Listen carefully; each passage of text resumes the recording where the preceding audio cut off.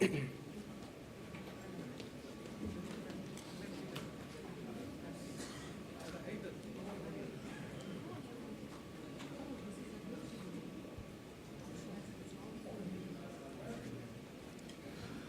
and gentlemen, a very good morning to one and all. Press Information Bureau extends a warm welcome to all the delegates to this important interface between the government and media, that is, the Economic Editors Conference. This two-day conference is being conducted by the Press Information Bureau in collaboration with Ministry of Finance. Over 70 economic editors and senior correspondents from over 20 states are taking part today. Also present are media from the Delhi NCR region. I request Honorable Minister for Finance and Corporate Affairs, Shri Arun Jaitley sir, to kindly inaugurate the conference with the lighting of the lamp. In keeping with the government's push for Digital India, this would be an e-lighting of the lamp.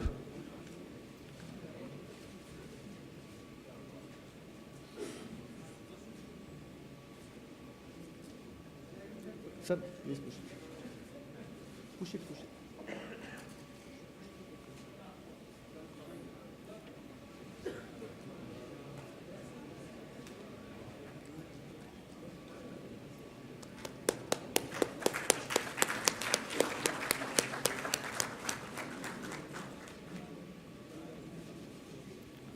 Thank you, sir.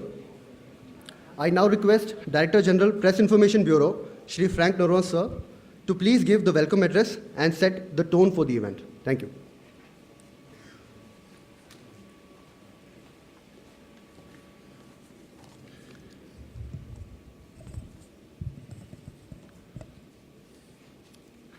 Good morning, ladies and gentlemen. Honorable Minister for Finance and Corporate Affairs, Shri Arun Jaitley ji. Honorable Minister of State for Finance, Shri Arun Ram Meghwal ji. Dignitaries on dais, friends from the media who have come from different parts of the country, and media friends from Delhi, senior officers of the government, media heads, my colleagues and team PIB, extend a warm welcome to all of you to this Economic Editors Conference organized by Press Information Bureau in collaboration with the Ministry of Finance. I am particularly grateful for the presence of the Honorable Finance Minister, Shri Arun Jaitley ji, and his team. Sir, thank you for taking your time off to inaugurate this conference. Your presence, sir, is a great source of inspiration to us with your vast knowledge and wisdom. It's my privilege and honor to welcome the Honorable Finance Minister. I extend a warm welcome to the Minister of State, Shri Arjun Ram Meghwal ji. My warm welcome to Finance Secretary, Shri Ashok Lavasa ji. Secretary Economic Affairs, Shri Shaktikanta Das ji. Secretary Revenue, Shri Hasmukh Adhia ji.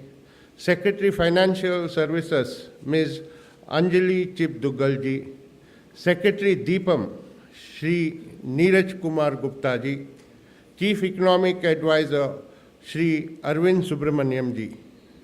I also welcome all the distinguished editors and bureau chiefs from across the country.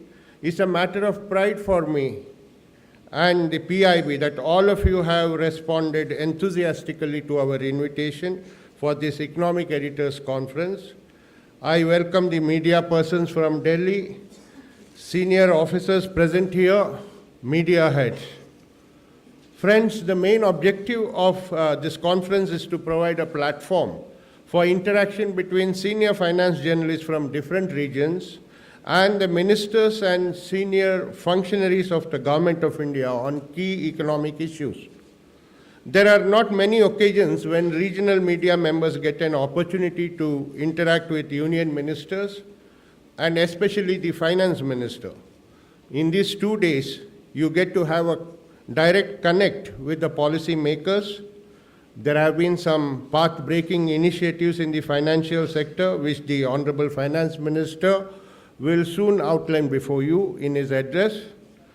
The conference would also help in acquiring deeper perspectives and the relevant context and background behind a particular initiative and various other subjects of importance. I'm sure this media outreach will pave the way for better and informed perceptions, which in turn will benefit and empower people through your various columns and reports. On this occasion, I would also like to touch upon some significant strides PIB has made in the ever-changing way people have been consuming information and news. It has been reported earlier this year that India is a global information powerhouse with more than 70,000 newspapers and over 900 channels, more than 400 being news channels, and we being the biggest newspaper market in the world with over 100 million copies sold each day. Along with this, of course, the popularity in digital media continues to surge ahead in a quantum manner. In this changing media landscape, PIB is making every effort to meet the challenges of disseminating information in an efficient and effective manner. Just the other day, PIB reached a million mark on its Twitter handle. We also have Facebook, Instagram, Vine, SoundCloud, and blog. We are also embedding our traditional media products such as press releases with social media. We are delivering live updates and connecting with the public through Facebook pages and Twitter accounts in regional languages. We are holding video conferences, which some of you might have directly taken part, with regional media in which the union ministers and senior officials interact with them. We also undertake press tours from one region to another so that you can have a first-hand glimpse of the developmental works in progress. In this way, the media becomes aware of the best practices of governance and development throughout the country. These outreach activities of the Press Information Bureau has also helped in building a bank of goodwill and trust by PIB among journalists at various levels and regions. It has also helped in correcting many a misconception and misinterpretation of the government initiatives, policies, and programs. Friends, the government is working with singular dedication and devotion to the people of this country, with special focus on development and delivery. Sabka Saath, Sabka Vikas is the mantra of the central government, and in the last 2 years, a number of initiatives have been rolled out to meet the aspirations of every person in the country, down to the poorest man in the remotest corner. The challenge is to see that the benefits reach everyone. The media has an onerous responsibility as both a facilitator and a watchdog to ensure that the fruits of development are distributed to the deserving. Friends, at the end, let me also place on record the hard work put in by my team PIB. The design and the details of this conference is diligently crafted by our additional Director Generals, Shri D.S. Malik and Ms. Ira Joshi, and of course the whole team PIB. I acknowledge their initiative and efforts. With these words, I once again welcome one and all to this regional conference, Economic Editors Conference, and look forward to your active participation. Thank you.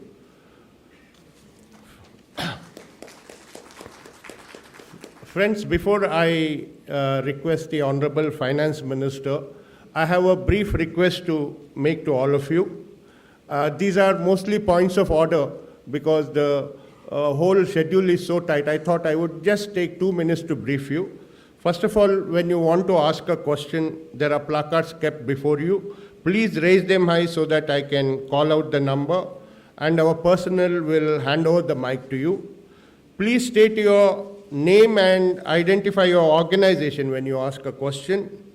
Please keep your questions short and brief, and also ask only one question at a time. Do not club 2 or 3 questions into one, so that maximum number of your friends get an opportunity. I would also like to say that I would give more opportunities to our media friends from different regions of the country, as they do not usually get an opportunity to interact with the union ministers and secretaries directly.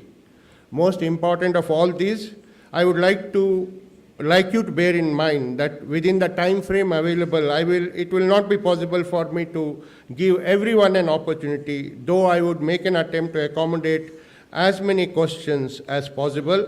However, if your question is missed out, kindly write it in a piece of paper with your name, organization, email ID, mobile telephone number, and give it at the designated officer, that is Ranjana Dev Sharma. She is the director in PIB at the desk outside.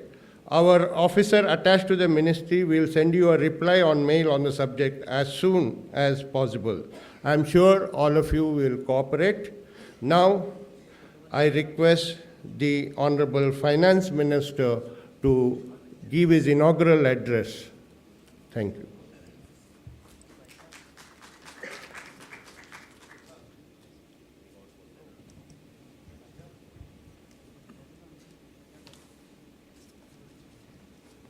Shri Frank Narona, the Director General of the PIB, my colleague in the Ministry of Finance, Shri Arjun Ram Meghwal, Secretaries in the Ministry of Finance, Chief Economic Advisor, and friends who've come from different states for this Economic Editors Conference 2016. It's indeed a pleasure to host you at this Economic Editors Conference being hosted by the PIB. I must acknowledge that in recent years, as always, PIB has been extremely effective in handling government communications and also acting as a very powerful connect between the media and the government.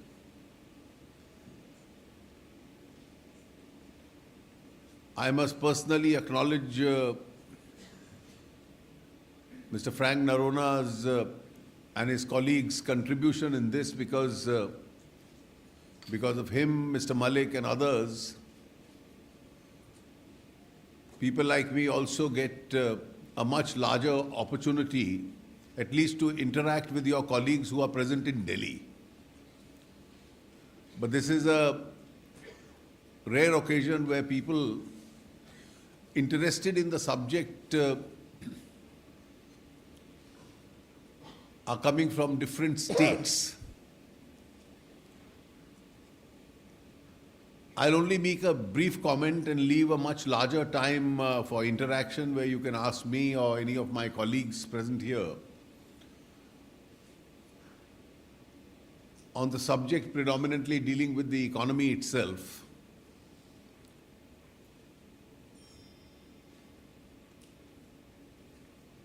What is my overall experience and impression during the last 2.5 years?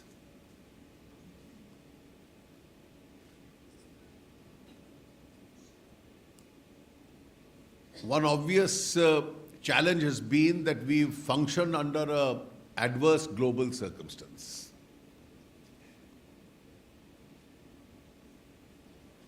One of the initial challenges before the government was that we had to re-establish the credibility of a decision-making process as far as the Indian economy was concerned. Because there was a long, prolonged phase where critical decisions were not being taken. And there was obviously an exasperation over the fact that critical decisions were not being taken.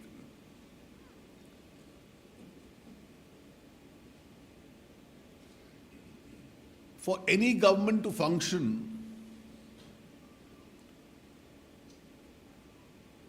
the leadership obviously is provided by the Prime Minister and the Prime Minister's office.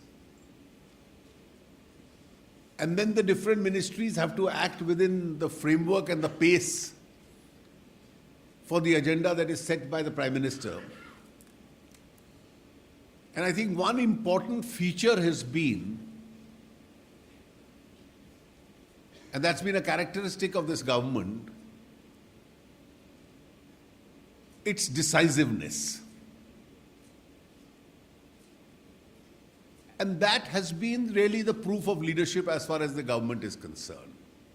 The government has not shied away from taking necessary decisions. It's even being willing to take decisions where there is an element of a risk involved, as long as the government thought that the decisions are in larger national interest. And I think the second important factor is that despite decisiveness, we have endeavored our best to take as many decisions as possible through a large consensus route. We've not delayed those decisions indefinitely for want of consensus, but we've created an adequate space and environment for that consensus. And if you look at some of the important directional decisions,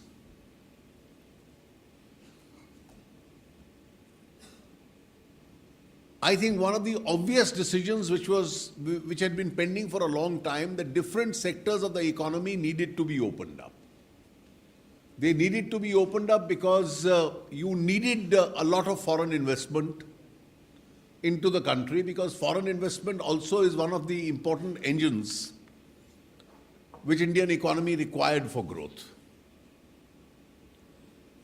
There were also those sectors like insurance which required changes in legislation, which can obviously be brought about through a larger consensus. And there were several areas which could be done through executive decision making. We used both the instruments. We simplified those procedures. And the effort of the central government has been that we must ease the environment in which business is to be done in India. And I must acknowledge at this stage that for the kind of steps we have taken, we still have not got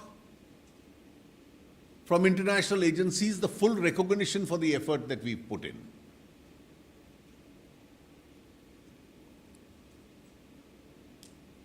We learned from one experience of the last government, and that one experience was that vestige of too much discretion in the hands of the government can in the long run prove to be counterproductive. So the decisions with regard to coal mining, mineral, spectrum, where there was a lot of flexibility and discretion in governments, eventually led to finger pointing, cancellation of contracts, disruption of business environment, and then the energies of the government being frittered away in trying to firefight. We learned from that experience, and therefore one of the initial acts of the government was that some of these critical economic decisions should be taken through a market mechanism which is fair and objective. And government discretions must maintain an arm's length distance.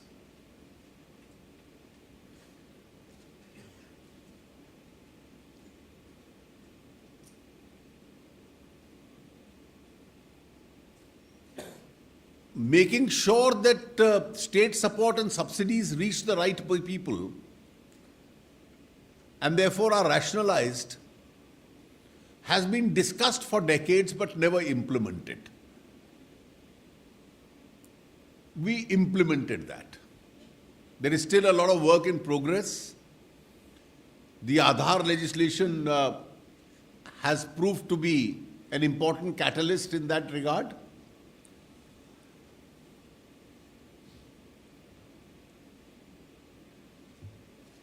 It's led to a lot of savings, it's led to a lot of direction where subsidies reach the most deserving and don't reach those who don't need them.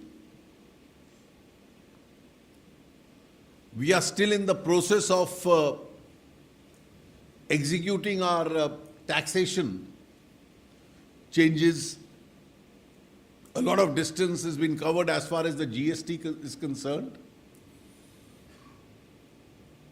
It's again the consensus approach that we've been following. And one of the objects has been that since the GST Council is a federal decision-making process, and the manner in which it functions in the initial years will lay down a precedent for the future, rather than resort to votings and divisions on every small issue, we've been trying to discuss, rediscuss, prolong discussions and then reach a consensus. And so far, most of the major issues we've been able to resolve through that consensus. Only the last stages remain, and I do hope we are able to resolve that by a larger consensus also.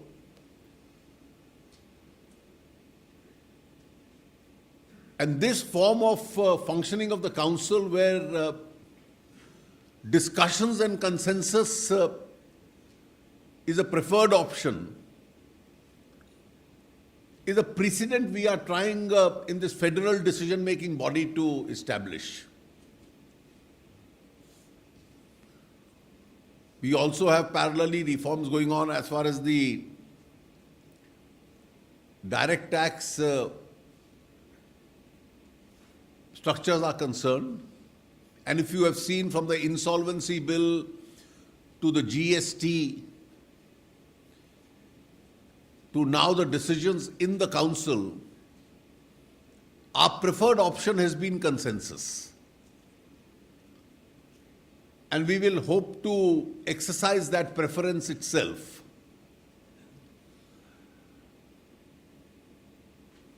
I'll just make one last comment before I leave it open to you. I'd already yesterday discussed with our friends based in Delhi the recent decision of the government to cancel as a legal tender the rupee 500 and rupee 1000 notes.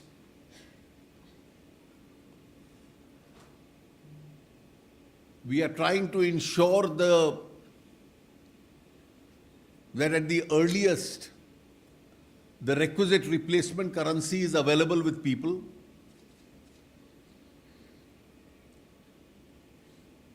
We do believe that there is no need to rush in the initial days because people have a lot of time till 30th December with the entire banking and the post office system. And therefore, the more the deposits and the exchange are spread out, the more will be the convenience to the people itself. I had indicated yesterday that the banking department and the Reserve Bank have taken all necessary steps to keep banks open to the extent it is necessary, also open on the weekends, so that the number of people coming to the banks could be entertained. With regard to people making deposits in banks,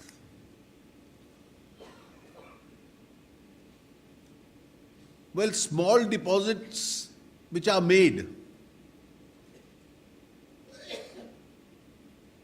nobody will face any questions or any harassment of any kind.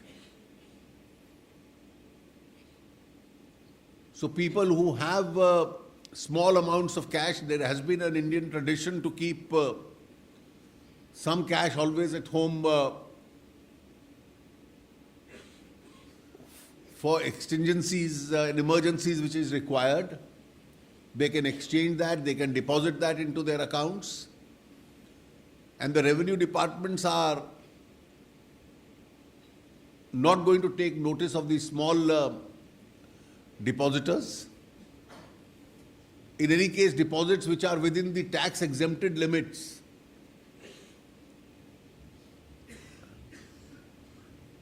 can always be made into the banking system without any questions being asked. It's only those who have large amounts of undisclosed monies who will have to face the consequences under the tax laws itself. And you already have the tax laws in place. Nothing new is intended. And under all our existing laws, whatever accountability they have, they will have to face that accountability.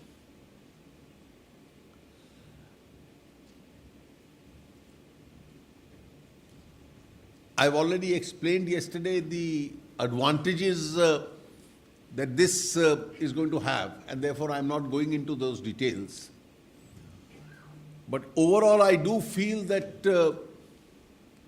notwithstanding the constraints of global economy,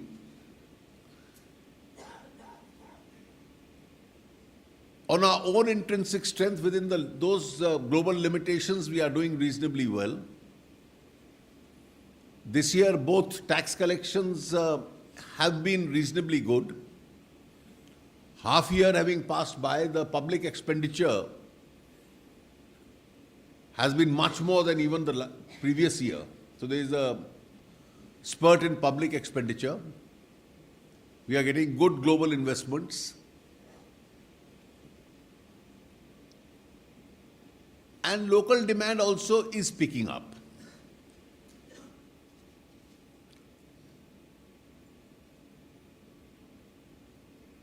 There will be for a few days till there is a inadequacy of currency, some impact on local purchases. But in the medium and the long run, the overall impact of the recent steps that we have taken on the Indian economy will be positive. That is all I had to say in an opening comment. And I leave the remaining time for you for interaction. And as the DGPIB has said, those who have come from outside, this should be an important opportunity for them to field questions and interact. Yeah. Thank you, Honorable Minister, sir. Let's start with 25 here. Please identify your name and organization. Hello अपना नाम और अखबार का और राज्य का नाम दोनों बता। मैं रजनीकांत वशिष्ठ लखनऊ से नॉर्दर्न इंडिया पत्रिका।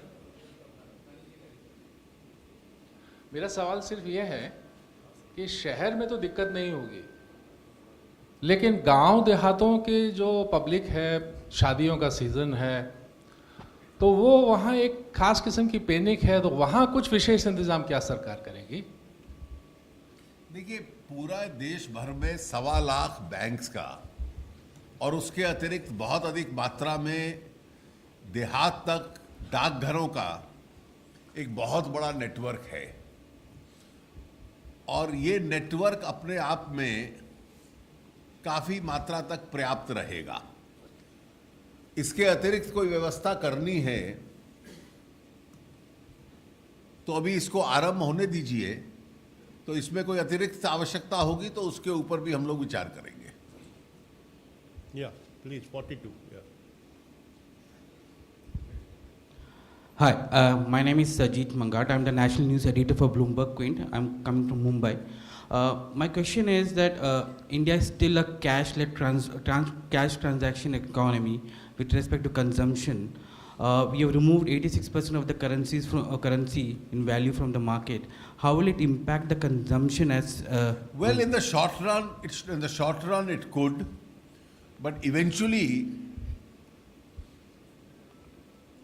a very large part of this currency, which is being removed, was also lying static, and therefore, once over the next few weeks the replacement takes place, I think the current levels of consumption then will eventually have to gradually come back. Is there amount of static currency estimate which the government has? The banks have their own way of calculating depending on the number of times a particular note is used, because then it requires a replacement. I'm not venturing to get into that, but there is a significant part of it which has been lying static. Sir, here, sir. Yeah, the chief economic advisor wants to say something. You see, in response to that question, I think you have to remember how to, one way to think about it analytically is that to the extent that some unaccounted wealth will be affected, right? So, that's one side. But instead of seeing it as a reduction in wealth of, the unaccounted wealth, it should be seen more as a transfer of that unaccounted wealth from the private sector to the government and public sector. Because remember that the unaccounted money that doesn't come back, which of the notes that doesn't come back, is a boost to the RBI and therefore eventually the government. So it is not a wealth reduction in the economy, but a wealth transfer, so that if the private sector spends a little bit less, the government can always take offsetting action so that to keep overall activity, as much as it should be. So don't just think of this in terms of a wealth reduction of unaccounted wealth. It's actually a transfer. Yeah. Sir, I am Majid sir from Hyderabad, representing Itamad Daily. My question is, with this new process of changing that currency notes, what is the government's target to unearth the black money, sir? What is the? Government's target to unearth the black money. Well, I've already elaborated yesterday the kind of steps we've taken. The black money law for monies abroad, the IDS scheme, the Benami law, the prosecutions in the HSBC, Liechtenstein cases. There are a huge number of actions which the government has taken over the last 2 years. Sir मैं सत्यव्रत हूँ business standard Hindi Patna से। ये 500 और 1000 रुपए के जो note बंद हुए हैं, इसकी वजह से गोल्ड की सोने की खरीद काफ़ी बढ़ी थी, तो इसके कारण क्या गोल्ड बिल जो इंपोर्ट बिल है वो बढ़ेगा, उससे बैलेंस ऑफ ट्रेड क्या इम्पैक्ट होगा? देखिए, कुछ दिनों के लिए लोगों को लग सकता है, लेकिन जो लोग गोल्ड बेचेंगे भी, उनको भी तो इस कैश की अकाउंटेबिलिटी कहीं ना कहीं देनी पड़ेगी। वहां भी पैन कार्ड रिक्वायरमेंट है। वहां जब आप कहोगे कि सोना बेच के इतना कैश हाथ में आया, तो किस ग्राहक को बेचा? Sir, good morning. My name is Shashwat Gupta Ray, and I represent Gomantak Times from Panjim. So I'm going to ask you a very regional question, or regional economy-based question.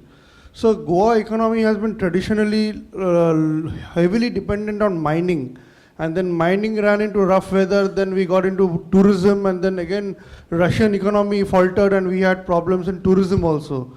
And now the state government is looking actively towards casinos, which are again proving to be volatile. So do we have any, as the government have got any proper tenable policy, economic policy for Goa state? You see, all I can say is that these are matters for the state government to handle. But as far as the mining in Goa is concerned, I think a lot of restrictions which have taken place have now been lifted. And therefore that part of the economy should get moving. Yeah, please. Vitt Mantri ji, this is Suresh Bhatevara representing Lokmat from Mumbai, Maharashtra.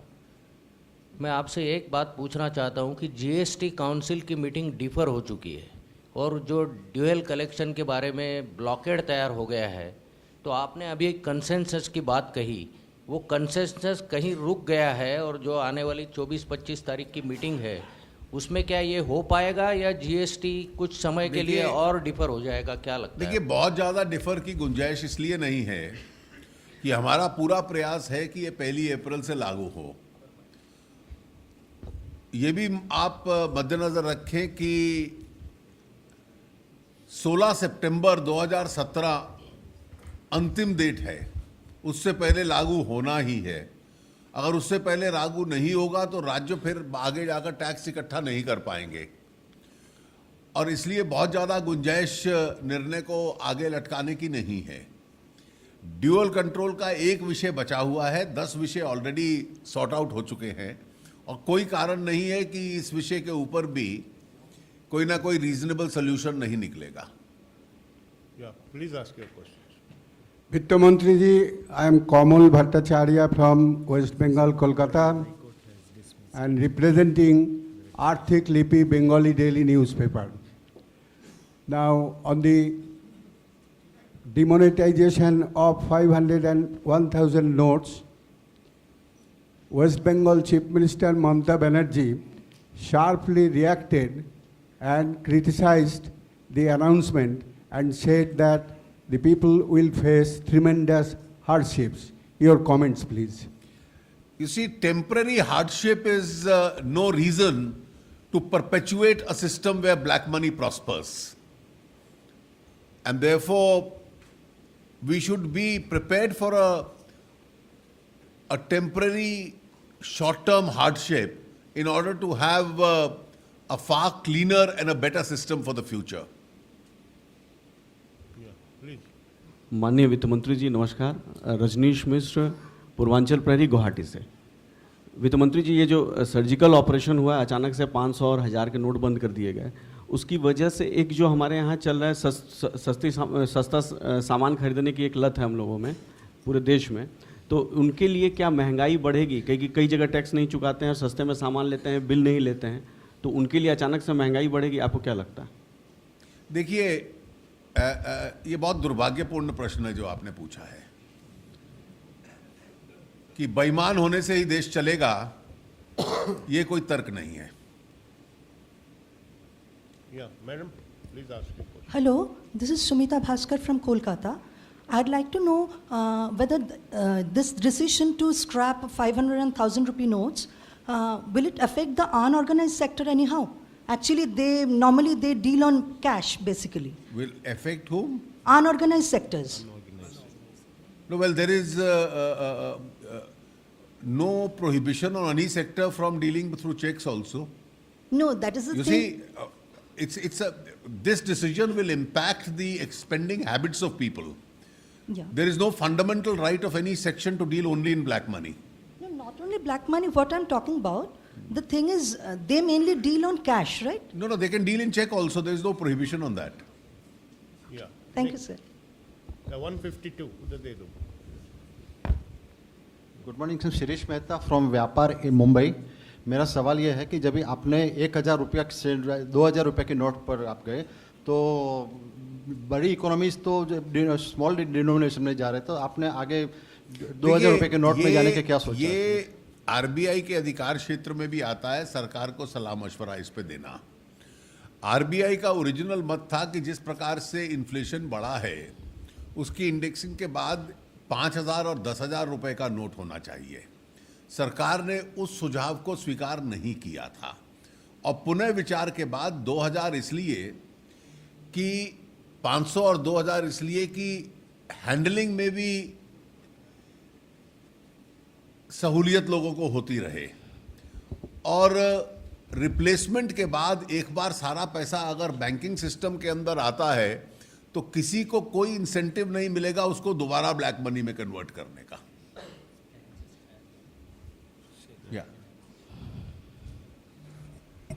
देखिए, ये जो सवाल, ये पहले भी कई सारे forum में this question has been raised. The entire process of planning the planning process for this switchover was being made for last few months. Now, in the process of planning, when we quantified the number of 1,000 rupee notes and 500 rupee notes which are in circulation, we got the numbers. It had to be kept secret. The decision of the government had to be kept top secret because it has got other consequences. So it had to be a very confidential discussion. So only minimum number of people had to be involved. When you change the design of the notes, it's a very laborious and time-consuming process. There are only very few people with RBI who have the capacity to do the necessary designing and other work. And all of them could not have been involved because the secrecy had to be maintained. So only very few, 2 or 3 people had to be involved for designing the new currency notes. Now the challenge before the government was to replace the old 1,000 rupee and 500 rupee notes as quickly as possible. So if you are printing the same number of pieces in 2,000 rupees, it will enable us to change a higher value of currency within a short period of time. So the first reason was the logistical reason of making it convenient for the people to convert, to exchange their old notes or deposit their old notes and get the equivalent or whatever value, I mean the quantum, whatever quantum they wanted to draw. That was the first reason, the logistical reason. Second thing is that between 2000 2001, when 1,000 rupee notes were introduced, and now 15 years have gone and the value of rupee has also depreciated. So that also had to be kept in mind. The third point I would like to mention is that the Reserve Bank of India is going to monitor and release monitor and regulate the release of 2,000 rupee notes. And in the due course, in the next few months, the 1,000 rupee notes will also be brought into the market with a completely new design and new dimension, new design, new color combination, which will look distinctly different from the old one. So this is the background in which the 2,000 rupee notes were decided to be introduced. Thank you. Please ask your question. वित्त मंत्री जी, मैं अहमदाबाद से हूँ, commodity world newspaper है मेरा। मैं ये पूछना चाहता हूँ कि कमोडिटी फ्यूचर ट्रेडिंग में आपने ऑप्शन ट्रेडिंग का भी अभी परमिशन दे दिया, आगे जाके कमोडिटी फ्यूचर ट्रेडिंग में बैंकों, म्यूचुअल फंड और एफआईआई को आप परमिशन देंगे? और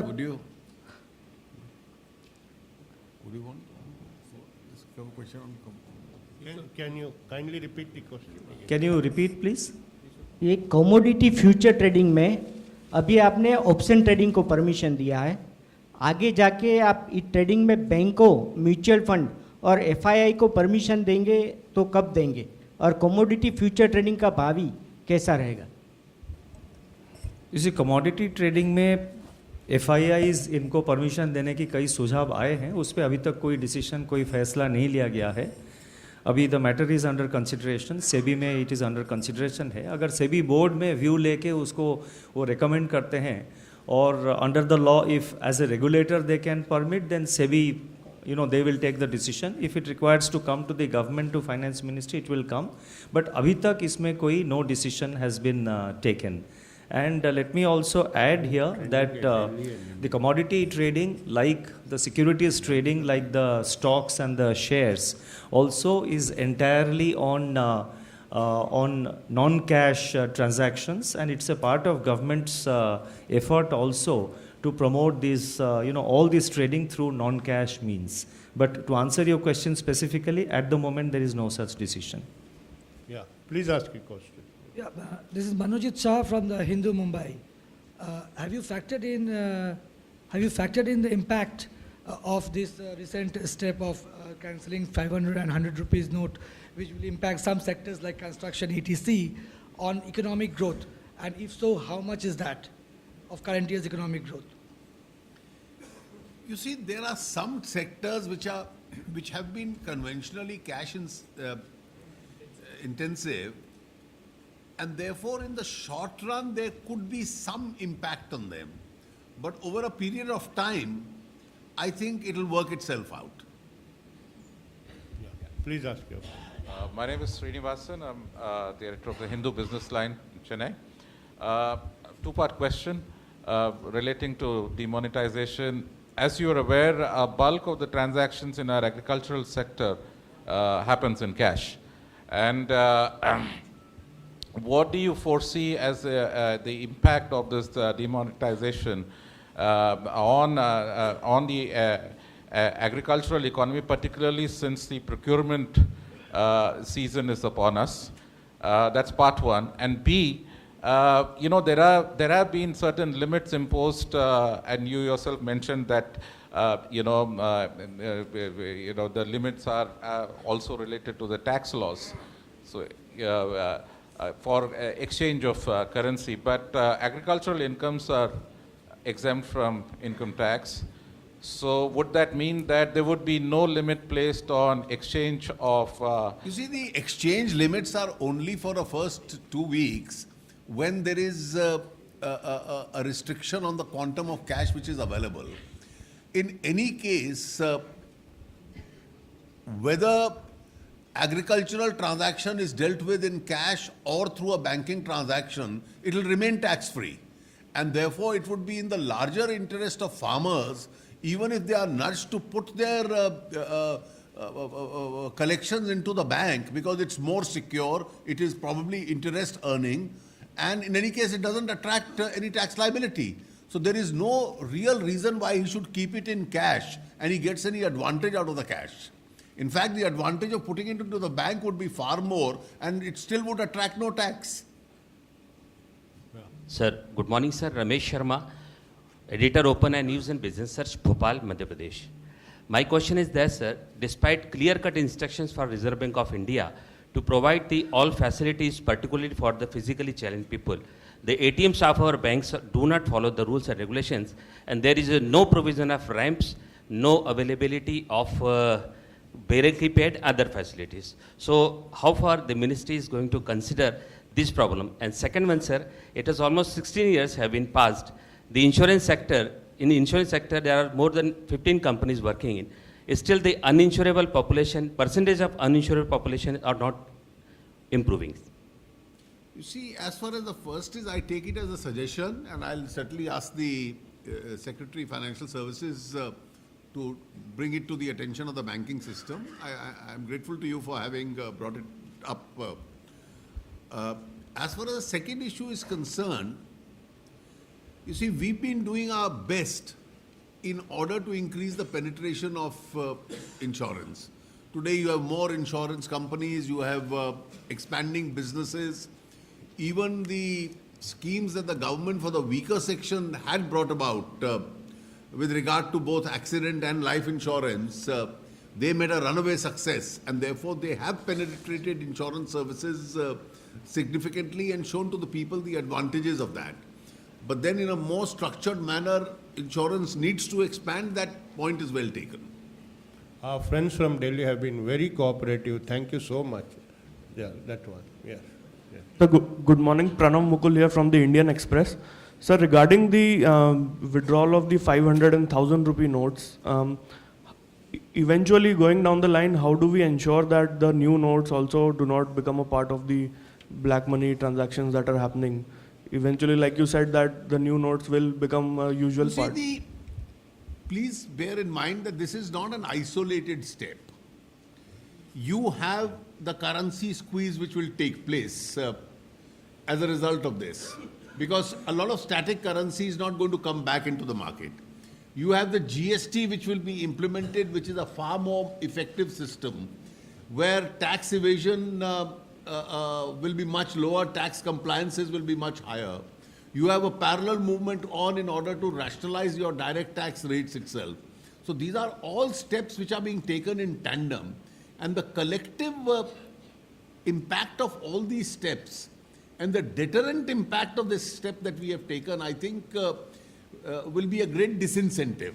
But that it will get totally eliminated in future is something that I cannot say today. But certainly it will be disincentivized. Yeah, Sisi. Sir Shishir ABP news से इधर sir sir एक खबर जो बहुत तेजी से वायरल हो रही है सोशल मीडिया पे कि अब जो नेक्स्ट स्टेप है वो बैंक लॉकर्स पर भी है, क्योंकि गोल्ड को लेकर के जो है। आप सोशल मीडिया की हर खबर पे विश्वास मत किया कीजिए। सर तो यही पूछा था कि ये बैंक लॉकर को डिजिटल बनाने की जो बात कही जा रही है, ऐसा मैंने नहीं सुना है। Thank you. Please ask. Cash to GDP ratio in India continues to be very high, about 12%, while the global average is about 4%.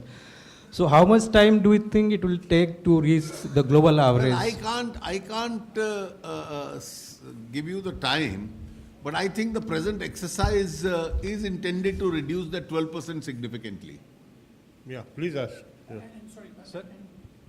Remember, as the Honorable Finance Minister said, that is also going to be affected by all the other things the government is doing to incentivize cashless transactions. So it's a combination of that will help accelerate, reducing the cash to GDP ratio. Yeah, please ask. Sir, Manoj Kumar from Reuters News Agency. Sir, with the increase in bank deposits after,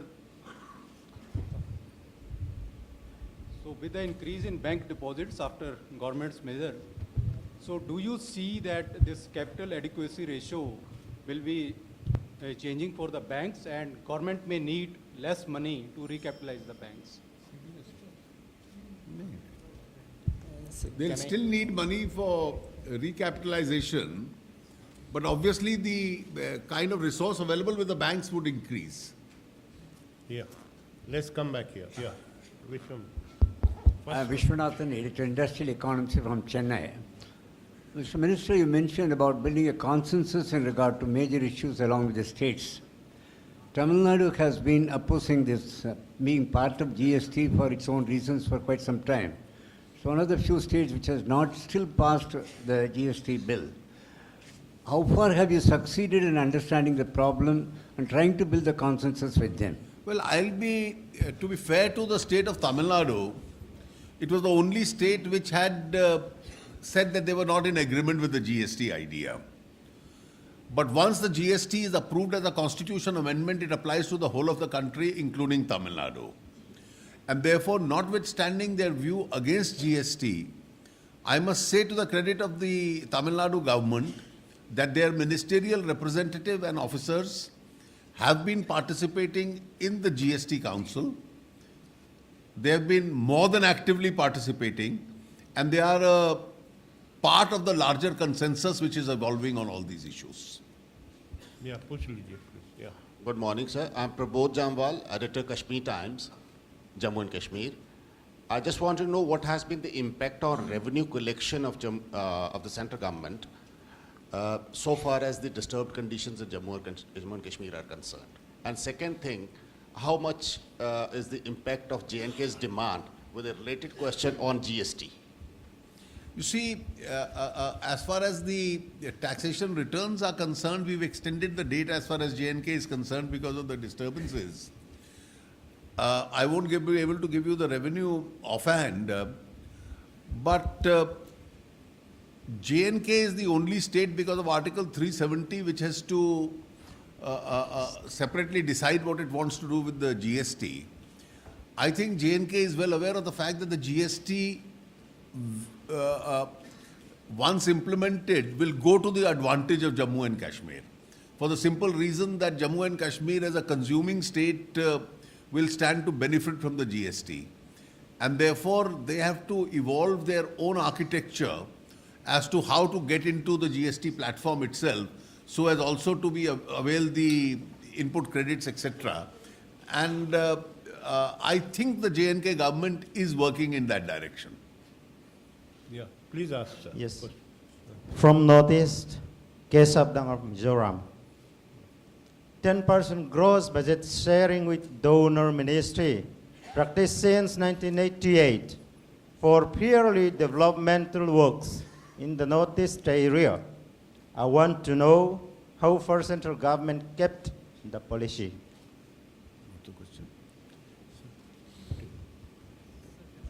You can answer it. You see, the arrangement of the NLCPR, as we call it, that is 10% of every allocation of every ministry, is earmarked for the northeastern states. And whatever is not spent during that year goes into a common pool, it goes into a separate pool of resources. And from that, money is made available for projects and schemes in Northeast for implementation. So as and when the state governments in the northeastern states, in consultation with the Department of Northeastern Region donor, as and when they pose schemes, the Finance Ministry releases money out of this NLCPR. That is, the pool of resources which we have for the northeastern states, and that's an ongoing and continuing exercise. Yeah, please ask your question, please. Yeah. Speak into the mic, please. Yeah. Yeah. So my question is that you are levying great tax on coal. Why you are not sharing it with the states like Odisha and other coal-bearing states? Question number one. And question number two is, Center is trying to levy the corporate tax, corporate cess on the states. Why inefficiency of the state government is not levied? That is the second question. Thank you. You see, what is to be shared as a part of the devolution is shared. The central government also needs some revenue to sustain itself. Yeah, please ask.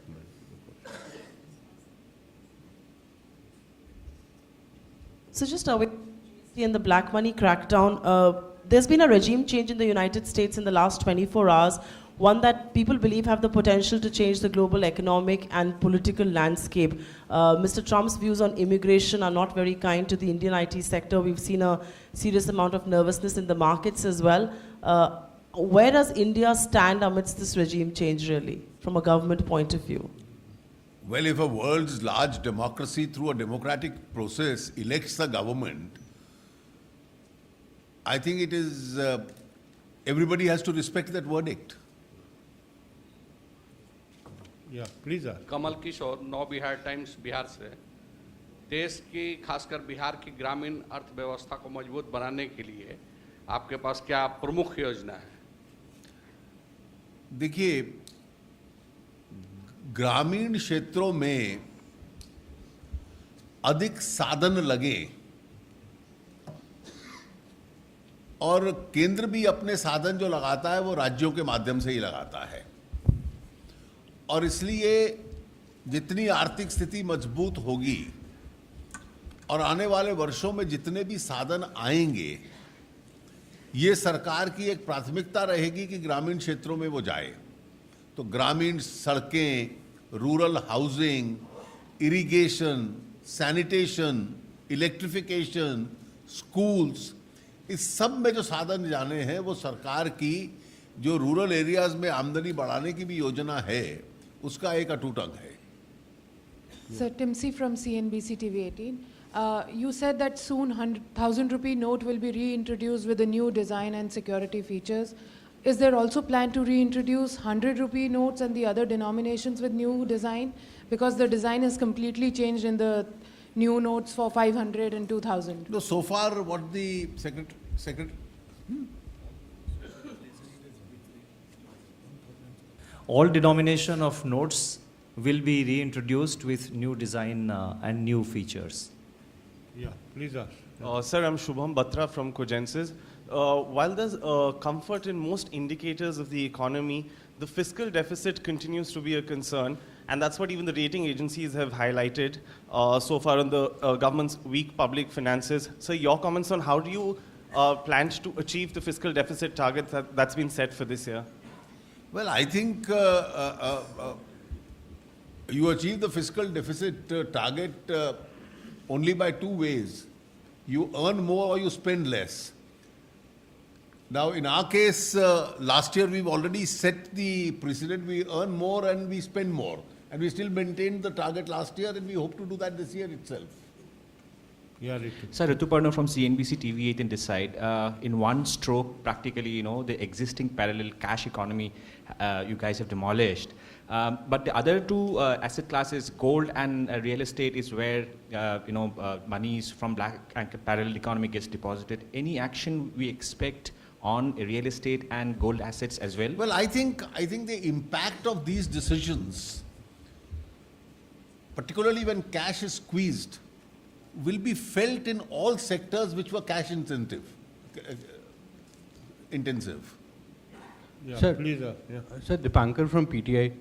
Wanted to get a sense from if consensus is not achieved in next GST meet, GST Council meet, is there any other date you are looking for introduction of? Then why should I presume that it won't be reached? Yeah, please. Last two questions. Yeah, give it to him. So Jaitley, there are reports that two things. One, in rural districts and banks, the new denomination notes are not there. And secondly, a lot of trusts and temples are receiving these donations of old money. How do you deal with this? Well, I can only tell you, we will try every effort to reach every corner of the country. Besides branches of banks, post offices, you have the banking correspondents, that entire machinery will be used. I have, in the last 2 days, been receiving several requests orally that some sectors are different, so an exception should be made in their cases. These are all opening doors for introducing unaccounted money once again. We will not oblige any such sector. Yeah, please. Sir, I'm Neeraj. Last two questions, please. Yeah. I'll be specific. Sir, I'm Neeraj Romitra from J&K, Executive Editor, Daily Excelsior newspaper. My question is that a lot of currency was earlier being used to fund anti-national activities in the country. Do you think these initiatives will help us to check all those? I think one of the objects was to also find out who's funding terror. And therefore, once that currency gets into the banking system, the identification from a national security point of view also will be helped.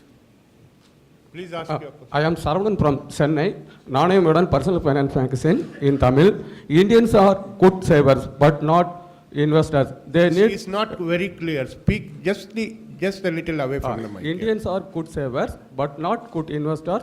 They need investment awareness. Is there any aggressive plan to increase investment awareness among common people and student community? Yeah, kindly நீங்க write your தமிழ்ல question. நீங்க தமிழ்ல கூட சொல்லலாம், நான் பதில் கொடுத்துறேன்.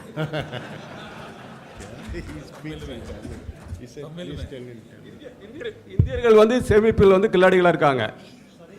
இந்தியர்கள் சேமிப்பில் வந்து கில்லாடிகளா இருக்கிறாங்க. 35% வரைக்கும் சேமிக்கிறாங்க. ஆனா இன்வெஸ்ட்மெண்ட் பாத்தீங்கன்னா அவங்களுடைய பூவர் இன்வெஸ்ட்மெண்டா இருக்கு. ரிட்டர்ன்ஸ் வந்து இல்ல. அதுக்கு ஏதாவது அவேர்னஸ் பண்றதுக்காக ஏதாவது ஸ்டூடெண்ட்ஸுக்கோ இல்லை காமன் பீப்புளுக்கோ அவேர்னஸ் மீட்டிங் ஏதாவது இருக்குதா, இல்லை பாடங்கள் வந்து புத்தகங்களில் வந்து முதலீடு சம்பந்தமான விஷயங்கள் சேர்க்குறீங்களா? இல்லை, அதாவது எனக்கு சரியாக கேட்கல. பட் நீங்கள் சொல்கிறது வந்து இன்வெஸ்ட்மெண்ட் வந்து அதுக்கு நீங்கள் நிறைய என்கரேஜ்மெண்ட் கொடுக்குறோம். சேவிங்ஸ்க்கு எப்படி என்கரேஜ்மெண்ட் கொடுக்கணும், அதுதான் உங்கள் கொஸ்டின் நினைக்கிறேன். ஸோ அது கொஸ்டின்னா அதுக்கு என்னுடைய ரெஸ்பான்ஸ் என்னென்னா, ஸ்மால் சேவிங்ஸில் நிறையா புது இன்ஸ்ட்ருமெண்ட்ஸ் கவர்மெண்ட்டில் இன்ட்ரடியூஸ் பண்ணியிருக்காங்க. அந்த சுகன்யா சம்ரித்தி யோஜனா கேர்ள் சைல்டுக்கா அது ஒரு புது ஸ்கீம். இப்போ கோல்ட் பாண்ட் ஸ்கீம் கூட நம்ம கவர்மெண்ட்டில் இன்ட்ரடியூஸ் பண்ணியிருக்கோம். சேவிங்ஸ்க்காக ஸ்மால் சேவிங்ஸில் நிறையா என்கரேஜ்மெண்ட் கவர்மெண்ட் இப்போ கொடுக்குறது. அதே மாதிரி பேங்க்கில் இப்போ ஃபைனான்ஷியல் இன்க்ளூஷன் ஒரு பெரிய ப்ரோக்ராம் அது நடந்துகிட்ருக்கு. அது இம்ப்ளிமெண்டேஷனில் இருக்குது. அது அமலில் வந்து 2 வருஷத்துக்கு முன்னாடி கவர்மெண்ட் கொண்டு வந்திருக்காங்க. ஸோ ஜன்தன் அக்கௌண்ட்ஸ் எல்லாம் ஓப்பன் பண்ணியிருக்கோம். ஸோ அதில் தேர்ஃபோர் சேவிங்ஸ்க்கு ஒரு என்கரேஜ்மெண்ட் கொடுக்கறதுக்கு பல செக்டரில் பல ஸ்டெப்ஸ் கவர்மெண்ட்லேருந்து எடுக்கப்பட்டது. வரும் காலத்தில் என்னென்ன தேவைப்படுது அதில் நடவடிக்கை எடுக்கப்படும். There's a last question. There is a written question received. Last question. Sir, there was a written question which has been asked about when that is when the new designs of 100 rupee and other notes are being introduced, what will be the treatment of the existing 100 rupee, 50 rupee and other denomination notes? I want to make it clear that the legal tender status of the existing 100 rupee, 50 rupee and other denomination notes will continue to be legal tender. It is not as if that will be withdrawn or anything. From time to time, new series of notes are introduced. So therefore, new design features, the new design 100 rupee and 50 rupee other notes will be slowly infused into the market. But the existing notes will continue to be legally valid tender. I thank the Honorable Finance Minister for his time and attention and a patient hearing of your questions. Friends, thank you also, and get ready for the next session. I thank all the dignitaries on the dais too. Yeah. Ladies and gentlemen,